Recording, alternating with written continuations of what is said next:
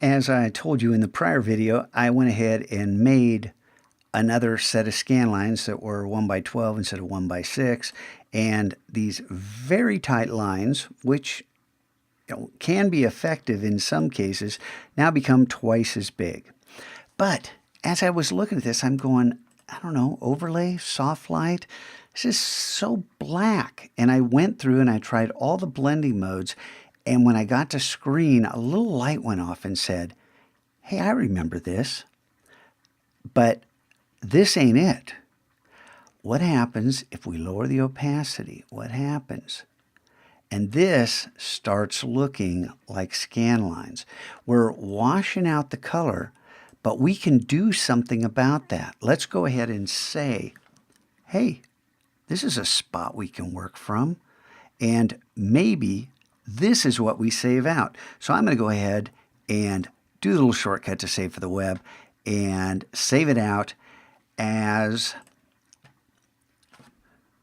city DPick, and we're going to put it in the DPick folder, not in Twitter, in our pictures, right? Isn't that where we put them?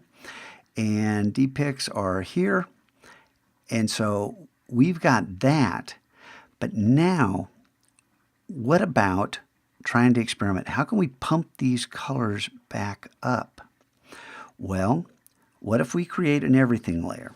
So Shift, Option, Command, E, which means all visible elements reproduced on a single layer above everything else, or above whatever layer was previously active.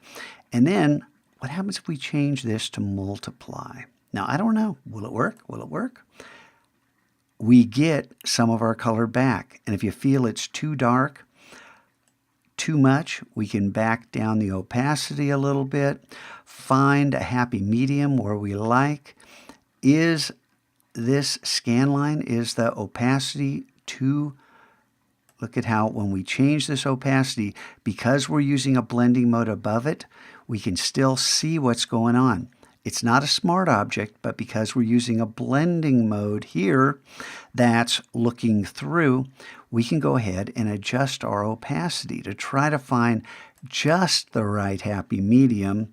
Go ahead and save this thing out, and we'll save it. It's going to go in the same thing, and our city DPick, and we'll just add a number 2 there, or 02, so we stay with the numbering convention that we've been doing. And then if I swap over to the Finder and hide everything, go ahead and close that, Option Command H to hide everything else. Now I can right click and say Change Desktop. And once System Preferences load, I can click on our new version, click OK, and does it work? It's not the best version of scanlines I ever saw, but it was worth laying it out on the line, making a fool of myself, identifying the city wrong, using the wrong tool, having things not work. That's part of the creative process. Put it out there. Try things. Keep track of what you're doing. Remember how to use the tools and continue to build up your skill sets. Now, I don't know about you, but I'm glad I went through this, and I hope you learned something from it, and I hope you are a little more fearless in the way you create. Have a good one.